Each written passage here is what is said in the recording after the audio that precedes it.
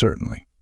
Here's an expanded summary of Charles Duhigg's The Power of Habit: Why We Do What We Do in Life and Business, covering key concepts, examples, and insights from the book in more detail. The Habit Loop. Duhigg introduces the habit loop, a neurological loop consisting of 3 parts. 1. Cue. A trigger that signals the brain to initiate a behavior. This can be anything from a specific time of day to an emotional state. 2. Routine, the behavior or action that follows the cue. This is the habit itself, which can be physical, mental, or emotional. 3. Reward, the benefit received from the routine, which reinforces the habit loop by satisfying a craving. Part 1. The Habits of Individuals. Chapter 1. The Habit Loop: How Habits Work. Habits emerge because the brain is constantly looking for ways to save effort. By chunking behaviors into automatic routines, the brain can focus on more complex tasks. The basal ganglia, a part of the brain involved in habit formation, plays a key role in this process. Duhigg explains how habits form and operate largely beneath our conscious awareness, using examples like brushing teeth or backing a car out of the driveway. Chapter 2. The Craving Brain: How to Create New Habits. The author discusses how cravings drive habits. He shares the story of Eugene Pauly, who lost his memory but still retained habits like finding his way home. Duhigg highlights the importance of cravings in sustaining habits. For instance, the craving for the clean feeling after brushing teeth can reinforce the habit of brushing twice a day. He emphasizes that to create new habits, one needs to identify the cue and the reward, and then establish a new routine that satisfies the same craving. Chapter 3. The Golden Rule of Habit Change: Why Transformation Occurs. Duhigg introduces the concept of keystone habits, which are habits that can trigger widespread changes in other behaviors. He uses examples such as exercise and family meals to illustrate how focusing on one keystone habit can lead to improvements in various aspects of life. The golden rule of habit change, according to Duhigg, is to keep the same cue and reward but change the routine. For instance, someone trying to quit smoking might substitute a walk new routine for a cigarette old routine when they feel stressed. Cue. Part 2. The Habits of Successful Organizations. Chapter 4. Keystone Habits, or the Ballad of Paulo Coelho: Which Habits Matter Most. The author examines how keystone habits can transform organizations. He tells the story of Paulo Coelho, the CEO of Alcoa, who focused on worker safety as a keystone habit.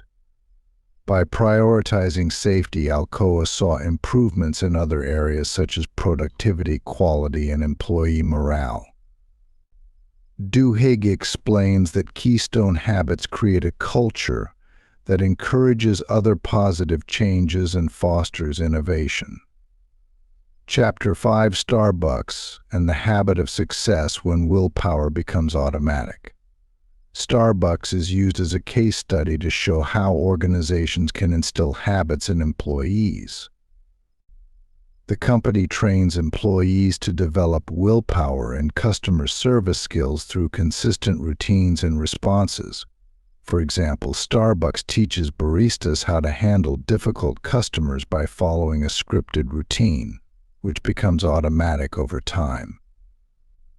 Duhigg discusses how willpower can be cultivated and how it plays a critical role in achieving success both personally and professionally.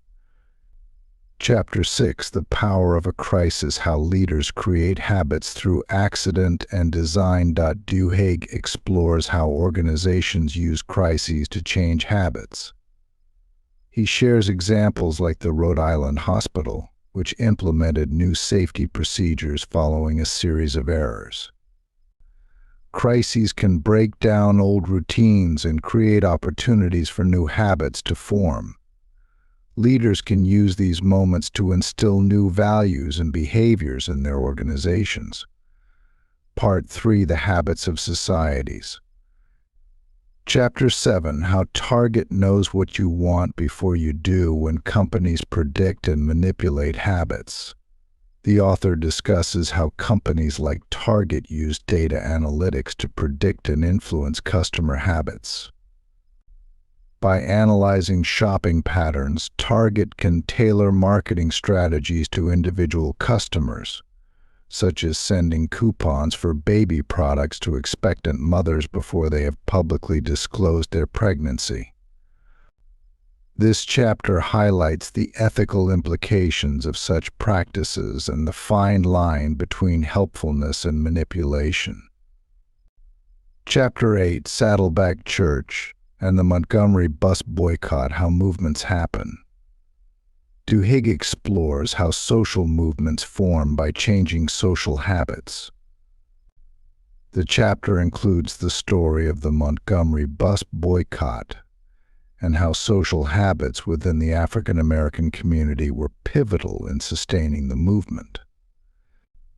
The author also examines how Saddleback Church grew by creating small groups that fostered a sense of community and support, leading to widespread behavioral changes among its members.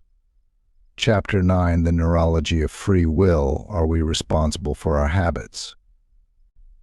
The final chapter addresses the question of personal responsibility for our habits. Duhigg discusses cases where individuals have been held accountable for their habitual behaviors, such as gambling. He argues that understanding the mechanisms of habits gives us the power to change them. While habits can feel automatic and beyond our control, awareness and effort can lead to significant transformations. Duhigg concludes by emphasizing that while habits are powerful and often operate automatically, they are not destiny. With awareness and deliberate action, we can reshape our habits to improve our lives and achieve our goals. The book provides a framework for understanding and harnessing the power of habits, offering practical strategies for personal development and organizational success. By leveraging the science of habits, individuals and organizations can create lasting change, improve productivity, and foster a culture of continuous improvement.